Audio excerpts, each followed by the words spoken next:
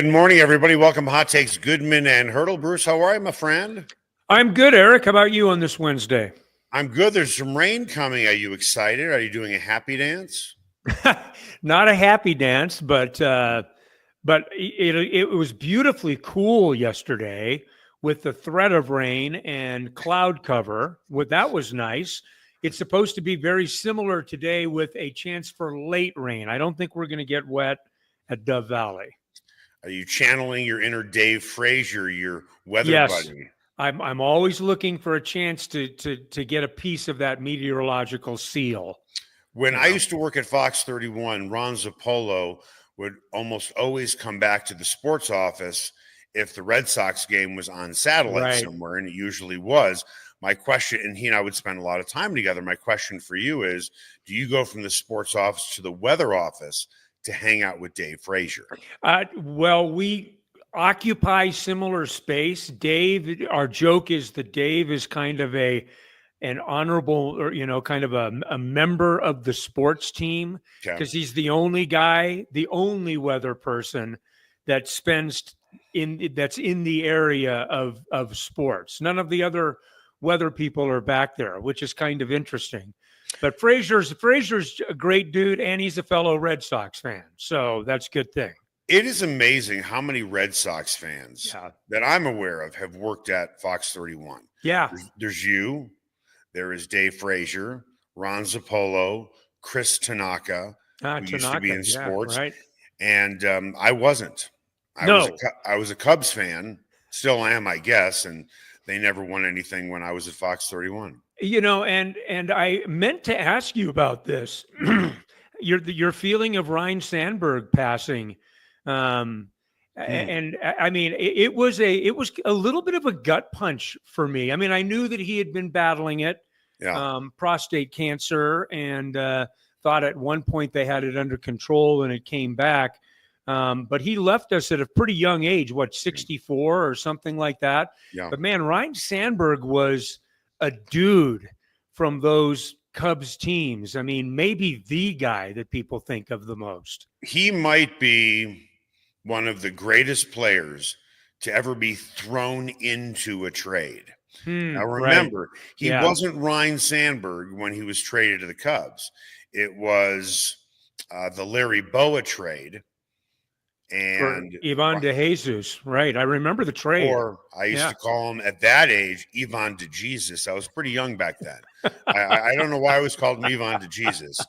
But Ryne Sandberg was thrown into that trade, as well as Bobby Dernier was thrown in on that trade. Okay. So my memory, and I think for every Chicago Cubs fan, their number one memory of Ryne Sandberg was in that magical, if that's what you want to call it, getting knocked out, in the opening round, was in 1984 against the Phillies. I think it was. Yep. He hit 2 home runs in a game. And I remember watching it and I'm thinking, oh my God, the Cubs are going to win. The Cubs are going to win that game. And then another game, then another game. And then, of course, in 1984, it was typical Chicago Cubs. I believe they won the opening game in the playoffs against the San Diego Padres. I think the score was 13-1. Rick Sutcliffe pitched a gem. Yeah. And then they win the second game, and then they went on to lose 3 straight. Happens, man. You're just and that was, if I'm not mistaken, that was the series where the ball, ironically, fittingly, went under Leon Durham's legs. He was a first baseman. And I say it ironic because the previous first baseman, or not going that far back, was Bill Buckner. That's right. Well, that reminds me of 86. So enough of Bill Buckner, who doesn't still get his just desserts as a fantastic hitter. Oh, my God. He was. He was a great hitter. My goodness. Have you ever seen the video of Bill Buckner being interviewed before the start of the World Series? And he was asked a question, and it was similar to, what is your worst nightmare like as a baseball player? Or what would be your worst nightmare in the World Series? I think it was like as a baseball player, and he said, in the World Series, a ball going through my legs. Wow. How He was prescient so was that? prophetic. Oh my And goodness. you look back and, now he's been immortalized as one of the greatest GOATs of all time, which is unfortunate. I believe he was immortalized in Seinfeld, wasn't he? As well. Yeah, I think that's right. Yeah. I can't get any more immortalizing than that, right? So Ex- there you go. Right. Yeah. All right. With that, I want to tell you about the Sportsbook Bar and Grill. What a great place to watch games, a great place to eat food. It is my neighborhood sports bar. It's just a really nice place to go into. Jeremy and Judson and John, they put together a sports bar that if you put together a sports bar, in a lot of ways, this is how you would build it. You walk in, energy is great. People are super nice. Layout is great. The TVs are everywhere. In the Highlands Ranch store, they have this huge, I think it's an LED, and it's like basically wall to wall. It's great to watch the NCAA tournament. Wow. Think about what it's going to be like to watch NFL Sunday, college football Saturday. An amazing place to go. They have a lot of great deals coming up, a lot of great specials coming up during the football season. One of them is at each of their locations, they're going to be giving away a Broncos jersey Wow. for every single game. So with that, Sportsbook Bar and Grill, go find them at DTC Highlands Ranch and coming soon to Parker. Time now for the lead. The lead is presented by Sasquatch Casino, a family-owned casino that treats you like family. Dominated the offense at yesterday's practice, and you have said this many times, and I have as well.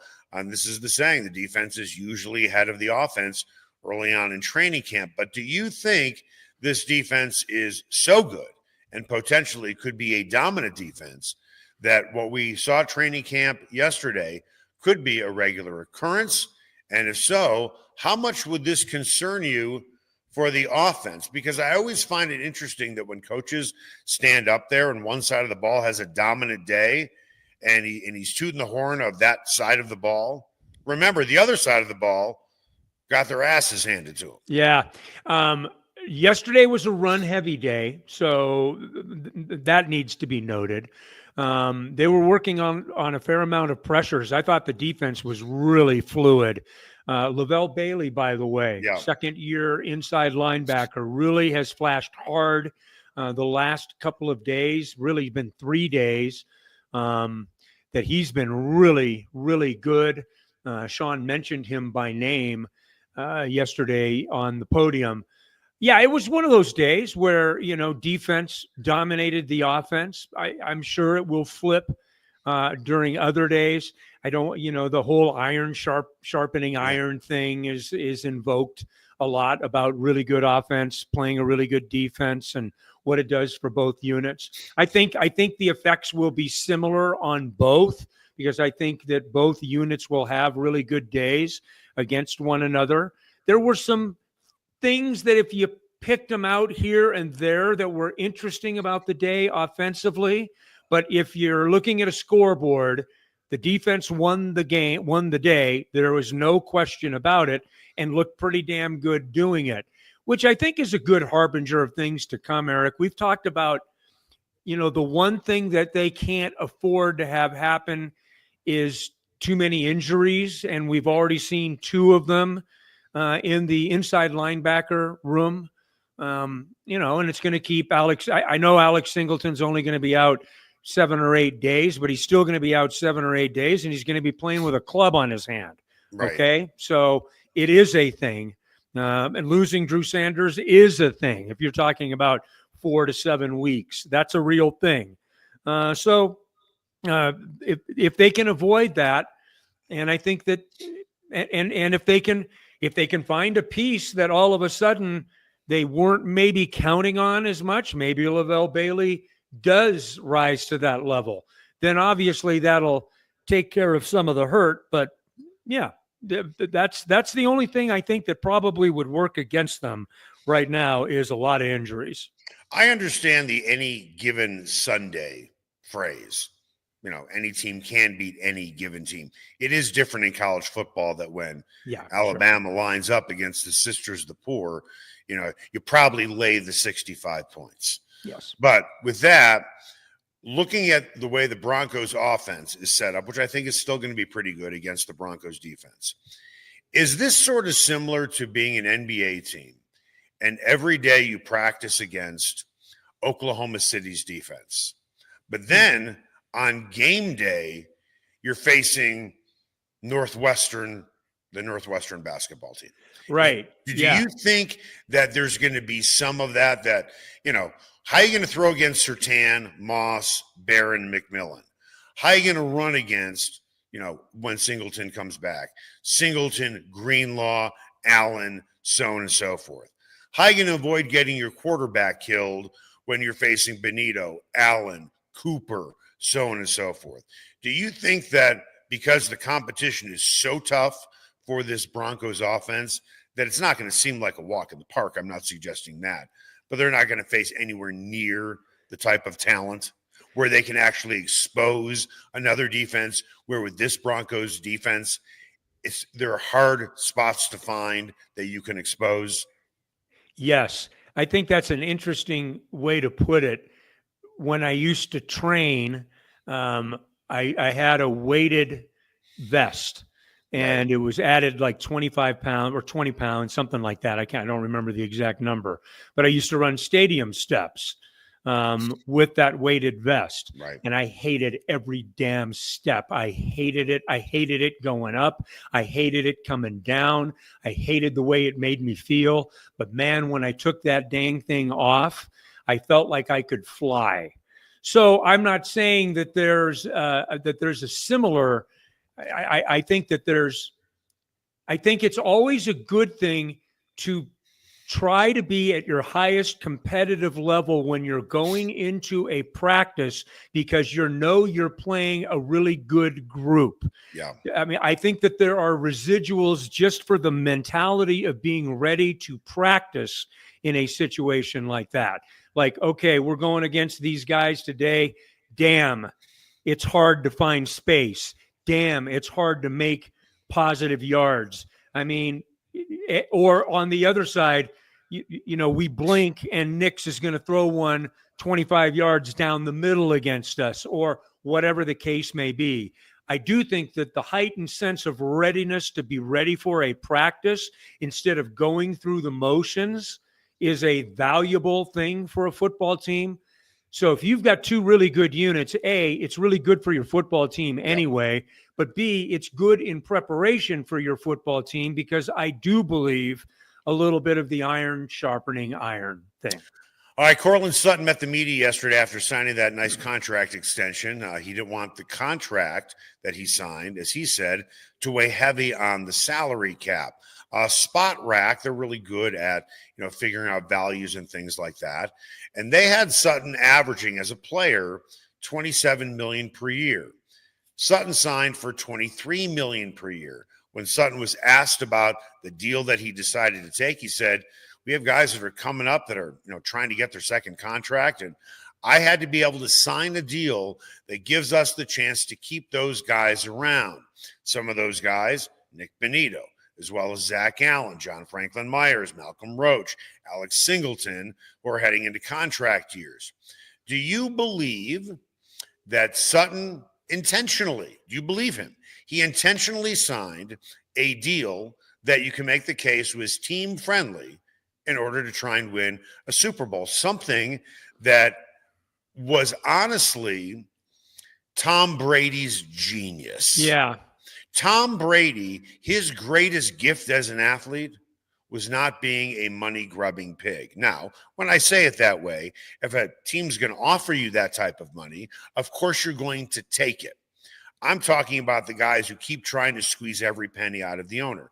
There's nothing wrong with doing that. I mean, I've said all the time about sports, when people I'll ask you, when people argue to you, people who aren't around sports, athletes are way overpaid. Right. What is your answer? Then I'll give you my answer, and then we'll move along. Well, I always go to supply and demand. I mean, to me, an athlete or an entertainer's fee or worth is determined by who's willing to pay it. And if they're willing to pay it, that's what they're worth. You can, and I understand it's low hanging fruit for people, way overpaid, ridiculous, blah, blah, blah. Okay, whatever. Right. If there's a market for it, there's a value for it, and that value is assigned by the demand for the value that, or the talents that particular person brings. I stop it with that kind of crap. Right. So I'm going to go down your road, your Bruce Springsteen road. Sure. I don't know how much it costs for a ticket to go see Bruce Springsteen. Let's just say at Wembley Stadium for the sake of argument. But let's say you want really good seats, and it's going to cost you $2,000 a ticket.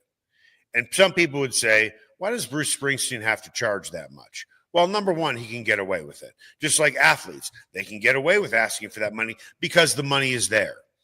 So when people argue salaries with me all the time, my answer is the same. Do you think you should spend your money? Who do you think should make the money for that Bruce Springsteen concert? The owner of Wembley Stadium or Bruce Springsteen? Right. The theater owner or the cast of Book of Mormon? Yes. Who should be paid? Now, as an owner of a business, yes, you deserve a pretty healthy cut. And I understand that. But at the end of the day, who are you really paying to see? Yeah, absolutely. I couldn't agree with you more. I think that I will say this about Courtland Sutton's deal.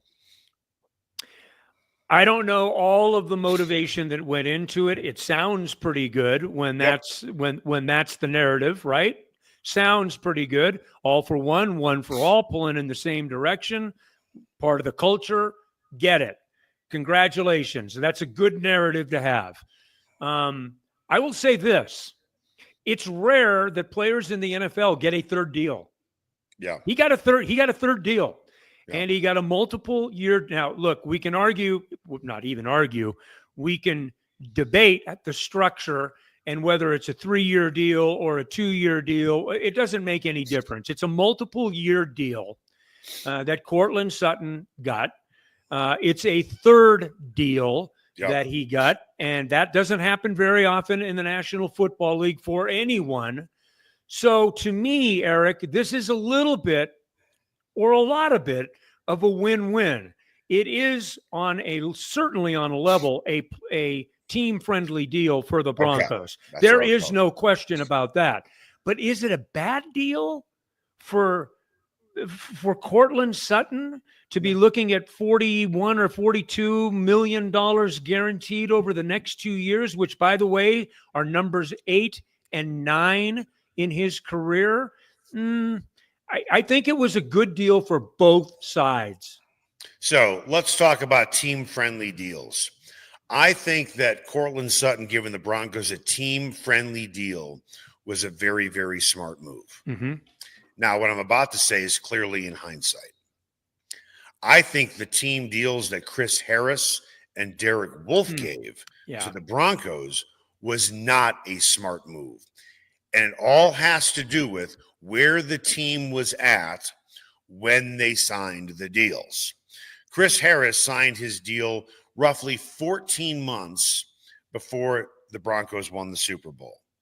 Derek Wolfe signed his team-friendly deal weeks before the Broncos won the Super Bowl. The Broncos were basically at their peak at that time when the Broncos signed both those guys, in theory, to team-friendly deals. I think the mistake that Chris Harris and Derek Wolfe made in terms of what they agreed to, and listen, I'm sure if they are watching this show right now, they might be sitting in their mansion getting ready to, hop into their Lambo for a ride to the gym. Saying, hey, the joke's on you two goobers, right? Correct. The point is that I think Chris and Derek felt when they signed, we're going to be making a lot of Super Bowl runs. What they should have thought to themselves was, Peyton Manning's not playing forever. And especially for Derek Wolfe, who saw that Peyton Manning, that was probably it for him. That was probably it. So who's going to be your quarterback? And oh, by the way, it's a lot easier to keep a quarterback than it is 11 players on defense, a dominant defense. So on the flip side with Courtland Sutton, He took a team-friendly deal as this team is on the rise. Bo Nix is 1 year into his rookie deal. You have a bunch of other really good players who have new deals. This team is ascending.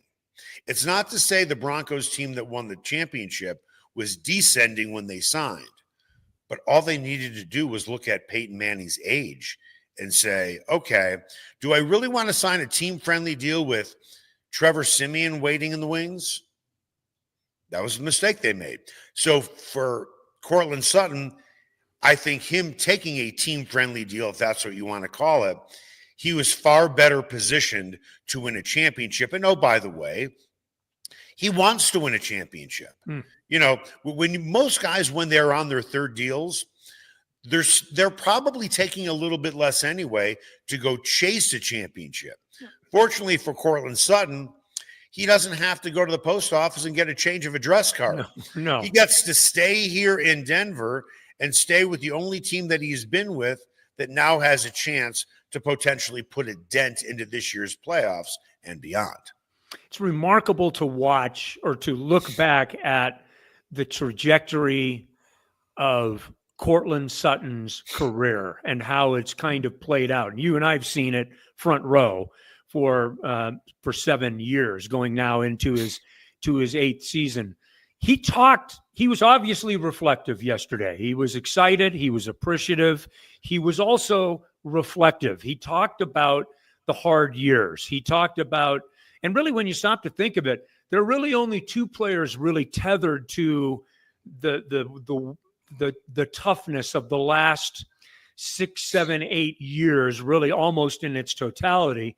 Garett Bolles and Courtland Sutton. Those are really the two guys that have survived and thrived, right?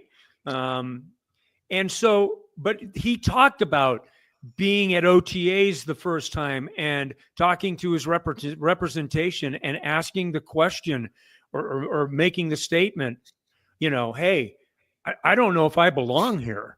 I mean, I don't know if I can do this. Right. And he talked about the need to have belief in oneself and things of that he obviously didn't have early. You brought up the point a couple of days ago, or maybe it was later last week, when we were the kerfuffle between he and Emmanuel Sanders, and how that played out right in front of us at practice. I mean, we were all standing there, and it was like, oh, for God's sakes, right? But it was a real thing, and I mean, he's had, and then we've talked also about the more petulant Courtland Sutton of a couple of years ago, when he was going through 2 or 3 years ago, when it was hard for him and he was a little more contentious with media.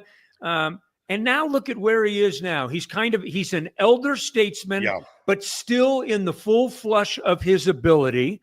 I mean, he looks great out there. He obviously is in fantastic shape. He's moving well, all of the things that can help him to be a good football player.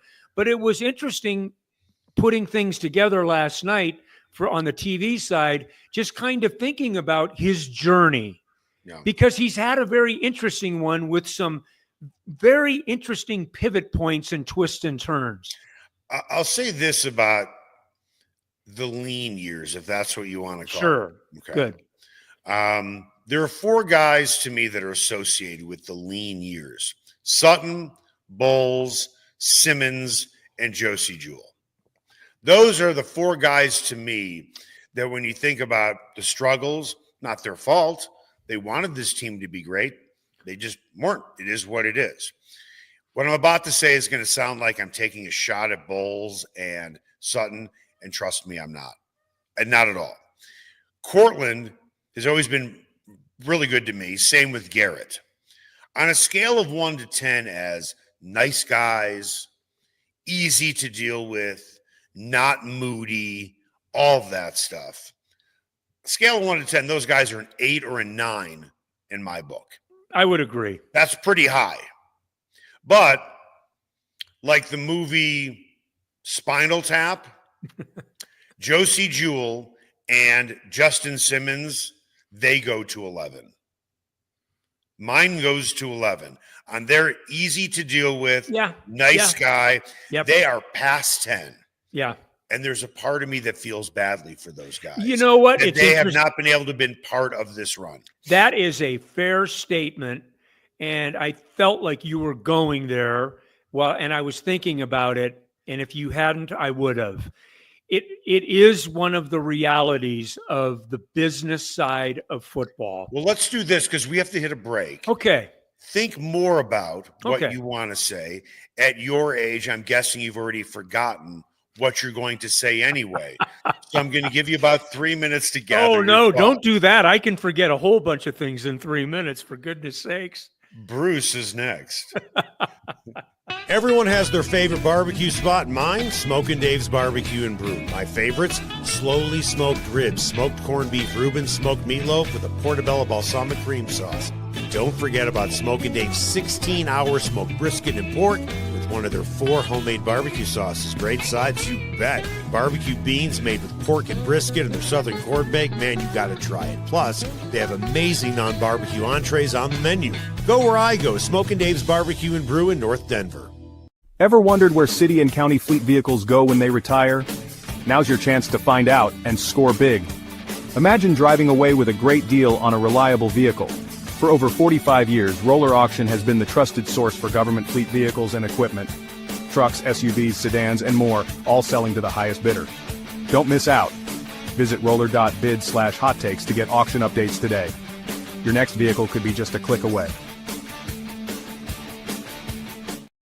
Spice up your next night out at Nola Jane and Lodo. Authentic Cajun cuisine like andouille sausage gumbo with dirty rice, crawfish etouffee, as well as 6 different po' boys like soft-shell crab and shrimp. Come in before or after a game at Ball Arena. Host a party or party on their rooftop deck overlooking Market Street during happy hour from 11 a.m. to 5. Plus, Nola Jane caters, delivers, and the kitchen is open late night. Make Nola Jane your new favorite spot to eat, drink, and party like it's Mardi Gras. Ferguson's Heating and Cooling is the best in Denver, and their customers agree. Ferguson's has 165 5-star Google reviews, and here's one from Betsy.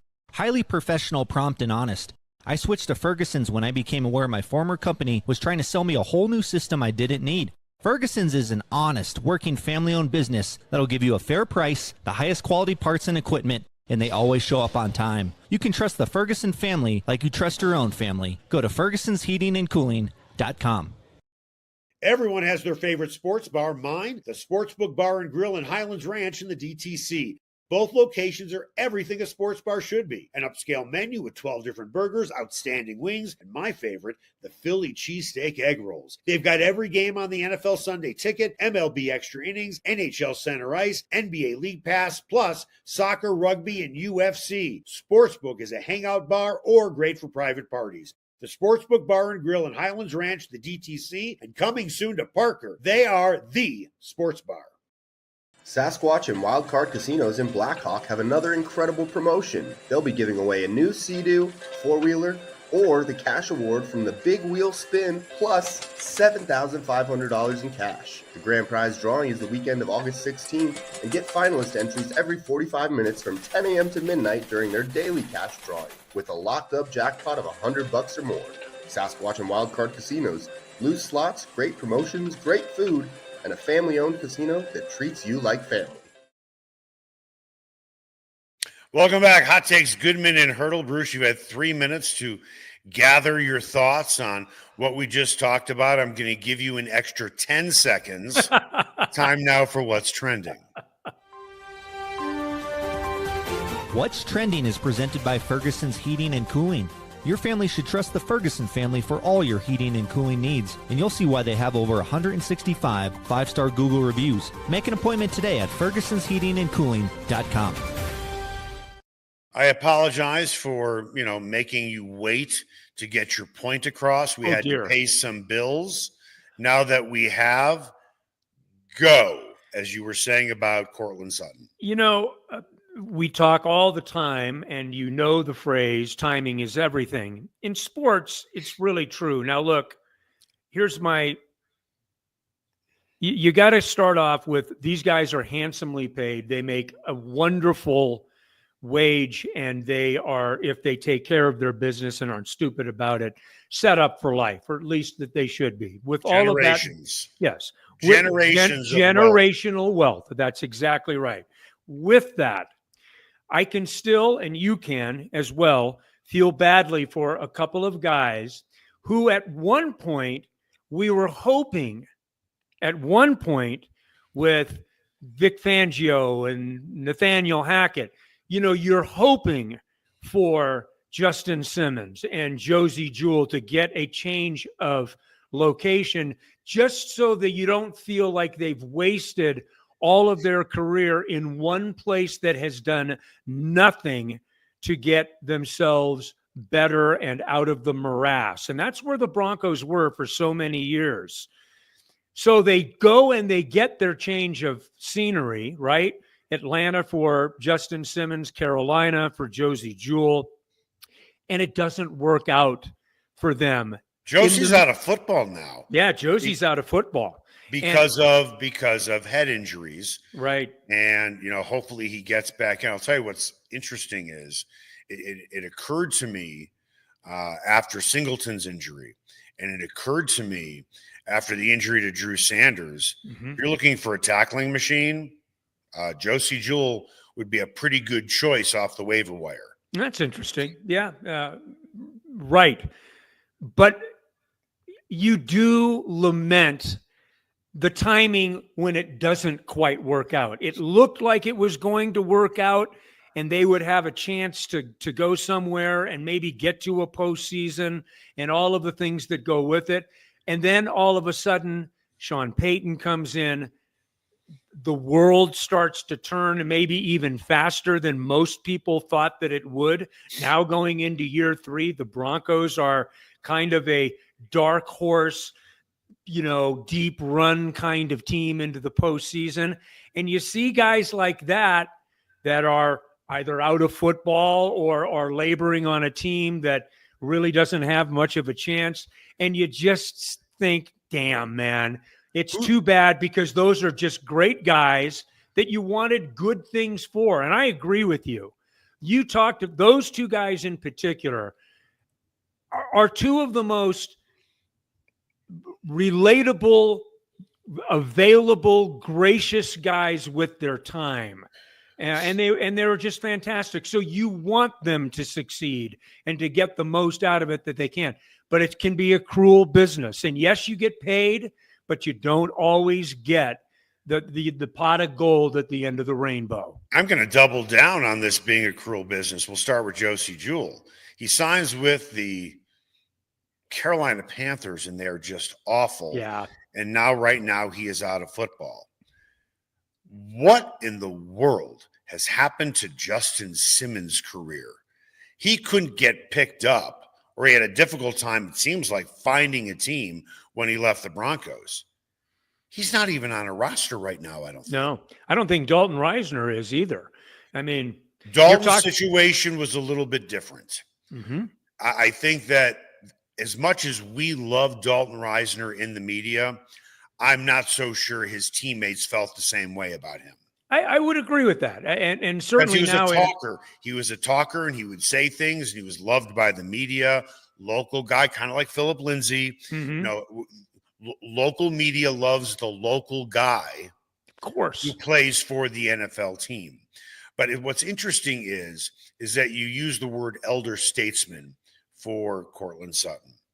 Another elder statesman on this team, and if you would have told me back in 2018 and 2019 that Garett Bolles would be an elder statesman on the Broncos in 2025, I would say you have been hanging out way too much on Broadway doing pot crawls, not pub crawls,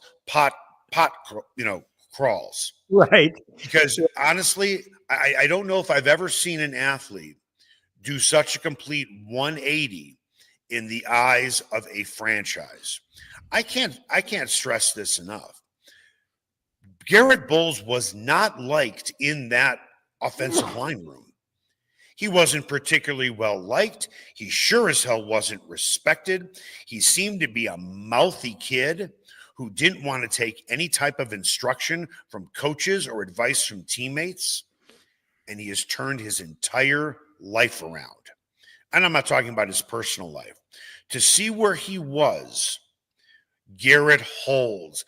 I mean, doesn't it seem like a distant memory that every time they threw a penalty flag on offense, you were just waiting to hear the number 72? Yeah.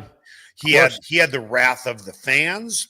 He had very little respect from his own guys in the offensive line room. And it's funny because when I was at practice on, I think it was on Monday, I forgot who was talking at the podium. I just happened to turn around and I saw Garett Bolles talking to a couple of young guys. Back in 2018, 2019, I think some guys treated him like a leper. I don't want to be anywhere near this guy. I might wind up losing one of my arms if I'm hanging out with this guy too long. Garett Bolles. Look at him now. Garett Bolles. Good for him. Is one of the most remarkable stories that I've ever covered. To the level, and we talk about it now almost in dismissive fashion, but those were uncomfortable times when Empower Field was raining booze down on one of their own players, and he never ever allowed it to beat him.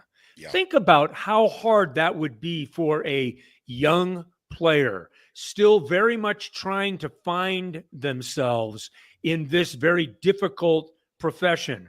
And you can argue that he brought some of it on himself. He did. A fair portion of it on himself, certainly. I would imagine Garett would probably agree with that statement. He probably would. He was an immature kid, right, who walked into the Broncos headquarters and felt, I am so talented at my size, I can do what I did at Utah.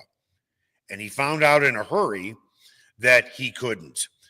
One of the most well-respected guys in that locker room on offense. I had a conversation with this guy, I don't know, 18, 19. He was trashing Garett to me. Trashing him, going off on him. And he goes, I'm not the only one that feels this way. Yeah. And there was a part of me that felt really badly for Garett. And I remember I was doing the show with Les at the time. And I mean, you were in that locker room like I was. Going into that locker room and you look at Garett Bolles in his locker, the media and Bolles were like two magnets on the opposite side. They would never connect. You would see him standing in his locker and you would see media members, and I don't mean this literally, but media members walking by his locker with their chin buried in their chest because they didn't even want to look at him or talk to him, because he would give your standard cliche bites and he would try and be positive.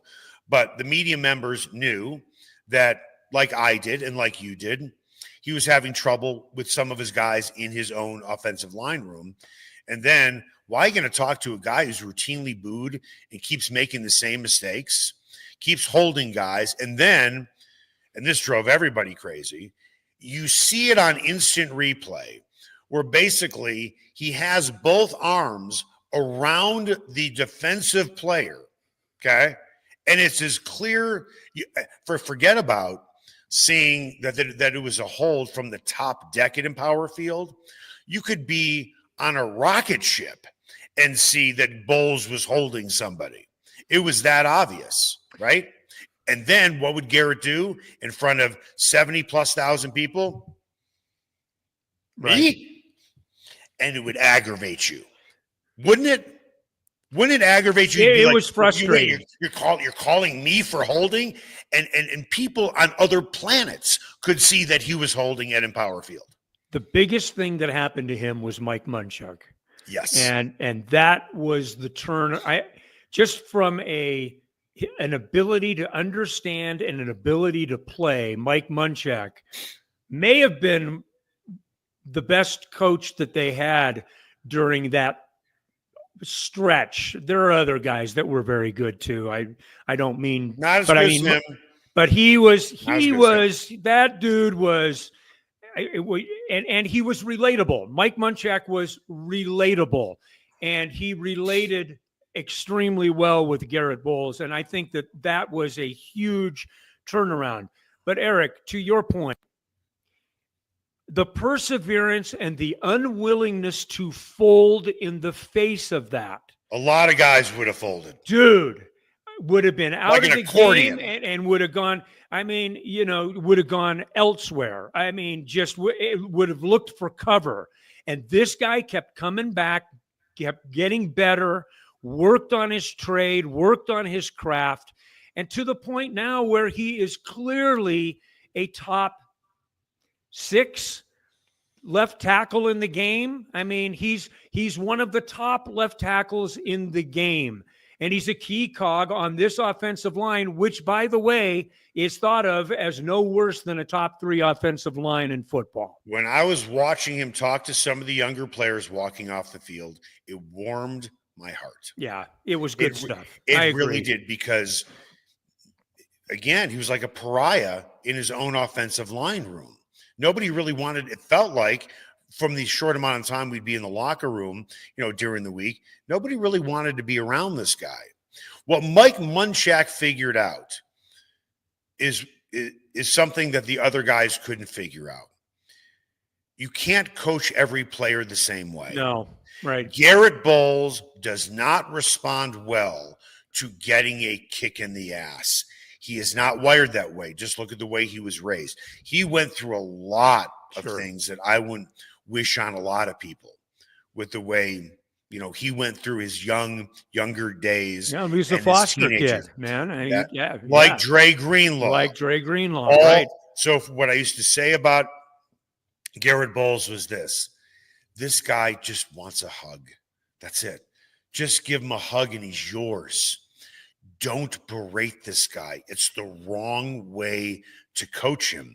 And too many coaches want to yell all the time. And I'm sure there are offensive line coaches that like to yell. You are not going to connect with Garett Bolles by yelling at him. You need to love him. That's how you're going to get the most out of him. And that's what Mike Munchak started here. Right. And he unlocked that very talent that Garett knew that he had coming in, but could never get it to express in the manner that he needed it to, until he got that kind of confidence, that kind of backing. And then once he did, he's become just an absolutely fantastic football player that is not only surviving, but thriving.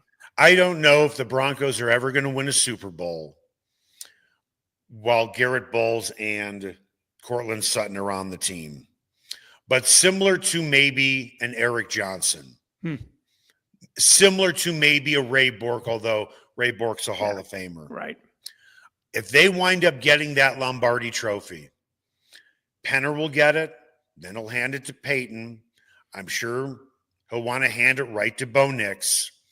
I hope that Peyton hands it to both Bolles and Sutton, with Jewell and Simmons on the field or in the crowd. That would be cool. I don't know about the last part, but I think I will say this.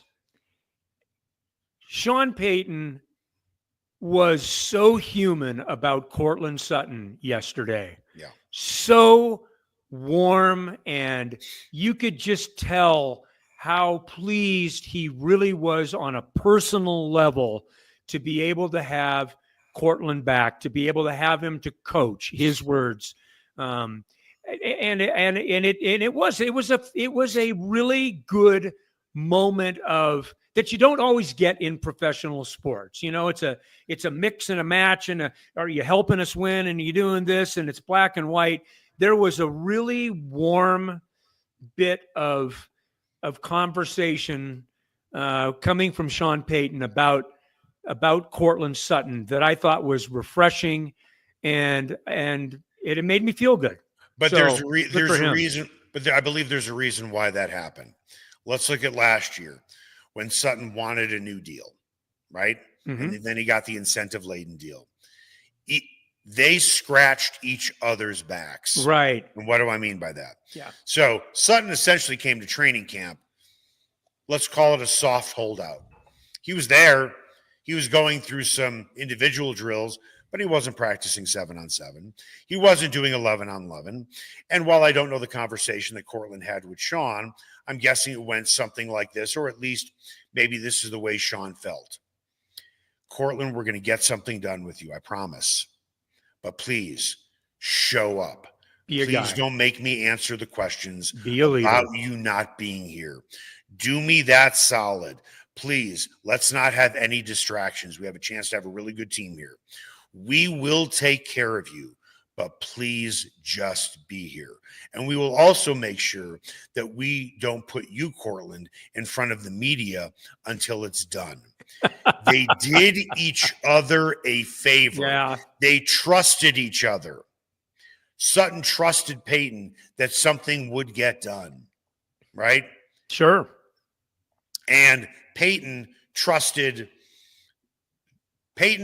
Sutton that he wasn't going to cause a stink or hold out. They did right by each other, and it has worked out. Yeah, no question. And that's how you build relationships. You say you're going to do something, just follow through. And I think that helps with their bond. And it helps with the team who's watching this all transpire, right? Watching it all unfold. Zach Allen and John Franklin Myers. And who knows about John Franklin Myers? That will be an interesting one. The reports are at this point that there aren't any conversations going on there. We don't know that for a fact, but that as the it young may. guys that they have. Yeah, exactly. And I think that's what they're waiting for. And that's right. I think that those are all things that people pay attention to, and yeah. And when you build trust like that in a building or in a profession where sometimes things are viewed with a raised eye or a jaundiced view, and you have good trust, that's worth a lot. It's when worth a you lot. have a 4-time captain saying to the rest of the team, Sean and Greg Penner and George, they're treating me right. They're treating me the right way. They're being honest. They're being communicative. That stuff spreads through the locker room it does. like wildfire. I agree. And it's all positive. That's going to do it for us, Bruce. I'll see you at practice in a couple of hours. That's it for Hot Takes Goodman and Haertl. Make it the best possible day you can.